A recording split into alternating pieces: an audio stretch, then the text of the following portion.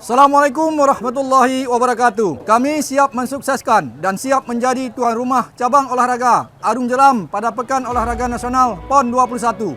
Aceh Sumut tahun 2024. Salam Jeram. PON 2024 Aceh Tenggara. Bisa.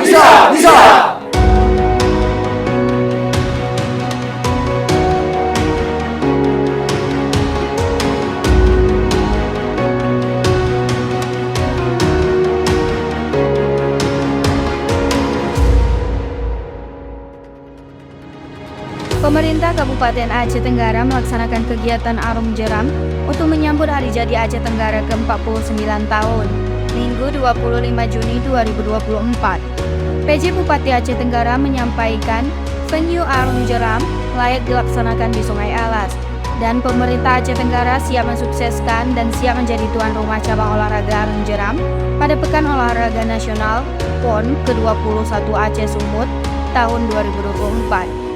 PJ Bupati Aceh Tenggara beserta Forkompinda dan Ibu PKK beserta jajaran ikut serta dalam mencoba Arung Jeram di Sungai Alas, dengan membuktikan langsung bahwa Sungai Alas layak untuk menjadi venue Arung Jeram PON ke-21 tahun 2024.